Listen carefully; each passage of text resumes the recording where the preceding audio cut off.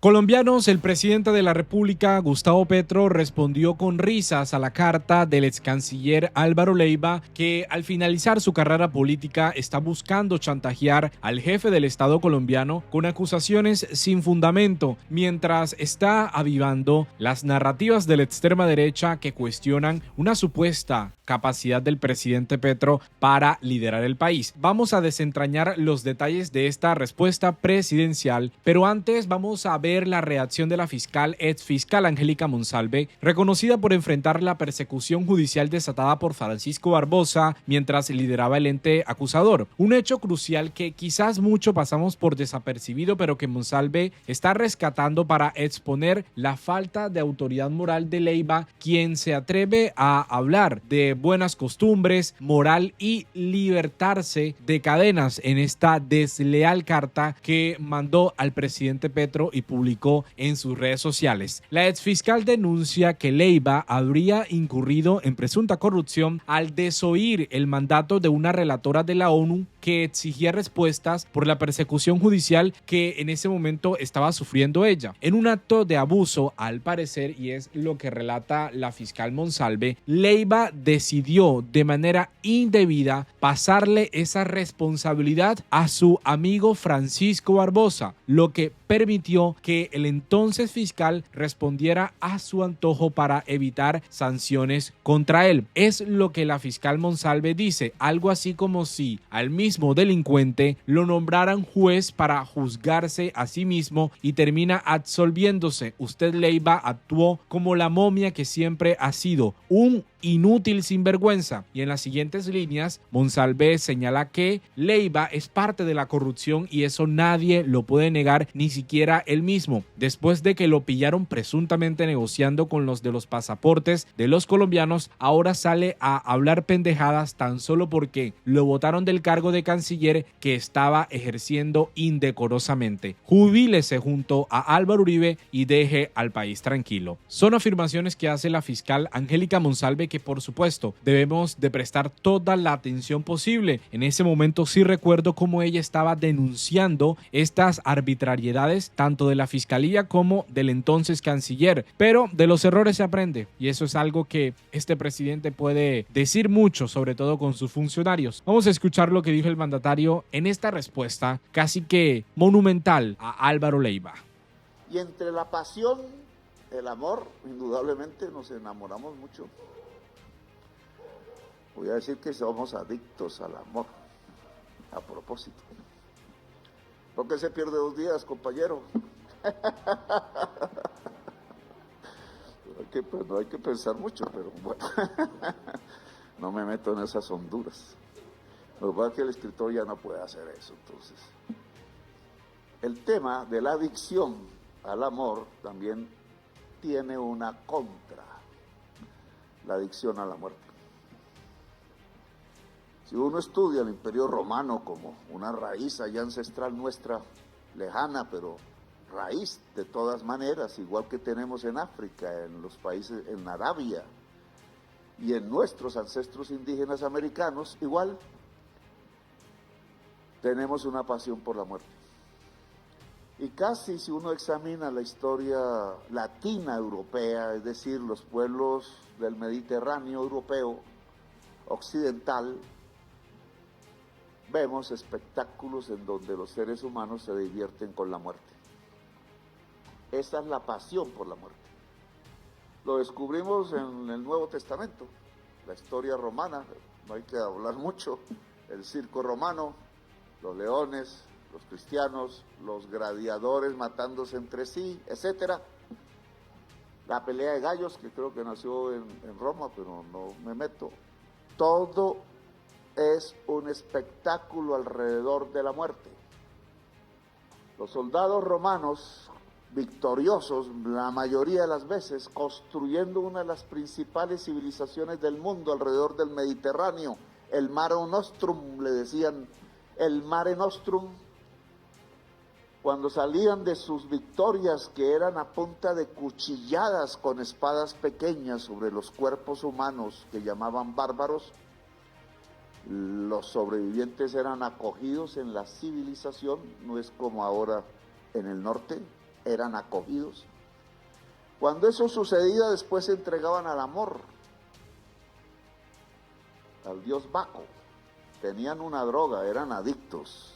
También se perdían 2 días tomando vino y otras cosas. Pero después de las orgías que heredaron de los griegos, después de las victorias, entonces se iban al circo romano y se divertían viendo cómo se mataban los seres humanos entre sí, o cómo los animales mataban a los seres humanos, o cómo los seres humanos mataban a los animales. Era una ruptura básica entre naturaleza y humanidad en un circo. Una diversión, decían ellos. Cuando esas culturas pasaron ya a la Edad Media y a nuestra vida contemporánea, empezaron a quemar los libros, cuando no eran escritos por ellos, cuando pensaban que eran peligrosos. Libros que decían eran paganos, nunca supimos qué decían, qué sabiduría podían tener. Bibliotecas enteras fueron quemadas en aquella época. Subsistieron algunos clásicos que son parte de nuestra cultura, incluso latinoamericana. Pero después de quemar los libros en las hogueras, un colombiano aquí quemó libros. Ese fue el que me sacó de la alcaldía. Les da rabia que diga fascista. Eso se llama fascismo. Fascio es una palabra que viene del latín y tiene que ver con cómo reproducir el imperio romano en la actualidad. Eso pensaba Mussolini. Y entonces, ¿cómo se encuadra en legiones todos los seres humanos uniformados, pensando lo mismo, actuando lo mismo y recibiendo exclusivamente órdenes sin discutirlas? Toda la sociedad, no el ejército. Eso se llamaba el totalitarismo. Y como necesitan que todos los seres humanos piensen igual, y que el que no piense igual sea crucificado. Así es la historia de Jesús. Entonces matan la diferencia. El fascismo es eliminar físicamente la diferencia. Queman el pensamiento diferente y después queman los seres humanos. Hogueras de seres humanos. Las brujas, porque eran mujeres independientes. Los científicos, porque empezaban a pensar diferente. Y así sucesivamente hasta que empezaron a meter en hogueras a los que tenían una religión diferente, a los que tenían una piel diferente, etcétera, hasta que llegamos a nuestros días. Comenzó matando animales y terminamos matándonos entre nosotros mismos. Cualquiera que vea una película en Italia, o latina, o italiana, le aparecerá la palabra venganza, que allá se llama vendetta, o en Córcega, y es lo mismo que aquí, matándonos por venganza, matándonos por orgullo, matándonos como sucede en estos días por codicia.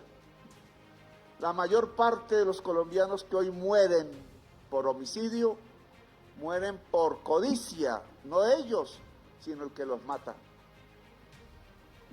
¿Y de dónde salió ese arte, entre comillas, esa pasión, entre comillas, ese antivalor, esa marca que no nos abandona como los 100 años de soledad? De la pasión latina, de no solamente amar lo vivo, sino de amar que lo vivo se muera. El circo, la plaza de toros. Y por eso quería venir a esto, porque al final lo que hicimos en Bogotá Humana fue empezar, no lo terminamos, después que dejara de haber corridas de toros en Colombia.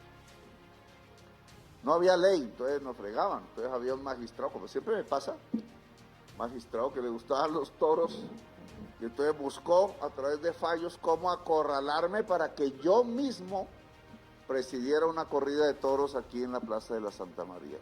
No pudo, me salvé. Pero siguieron las corridas, y solo hasta que esta bancada animalista, Andrea y Esmeralda y más, ¿no?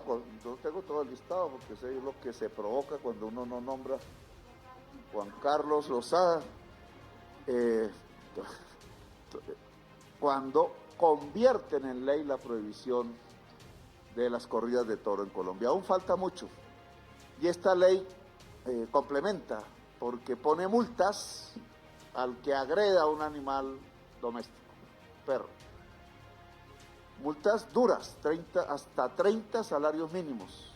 Inhabilidades, si es una persona que quiera hacer política o empleado público, coloca inhabilidad. Es decir, hay una sanción fuerte social para cualquier persona que se atreva en la calle, como ha sucedido. A mí me tocó sacar los caballitos. Incluso uno me lo encontré en una finca y me lo pusieron de terapia. Y estaba todo flaco, pero ya estaba contento. Él me buscó, porque los caballos buscan, no es uno el que los busca, el caballo busca. La terapia consistía en que me señalara una parte de mi cuerpo que estuviera enferma. Y el caballo me apuntó aquí. Años después, no ahí, sino años después, casi que dicen que, bueno, hubo una pelea entre médicos cubanos y médicos de la Santa Fe. Siempre me persiguen esas historias, pero los médicos cubanos dijeron que tenía cáncer y los de la Santa Fe gastritis. Me operaron y efectivamente el caballo detectó mi enfermedad. Por eso todos esos trinos que andan por ahí, que me ando borracho, pues no puedo emborracharme, desgraciadamente, porque a mí me gustaba el aguardiente rojo, tapa roja era que decían allá en el Tolima. Me ponen esos tragos y ya de una vez me va ardiendo hasta el alma. Así que no es porque no quiera, es que no puedo. Y ese es el discurso que han querido usar contra el presidente, que es un borracho, que no tiene la capacidad para liderar el país, que incluso consume sustancias psicoactivas, pero hasta el momento no hay ninguna sola prueba. Y algo sí es cierto, esta carta del canciller Álvaro Leiva es la más dura, la más desleal que haya escrito un exministro contra un jefe de Estado, incluso en ejercicio. Dejamos hasta aquí este video, nos vemos en una próxima oportunidad.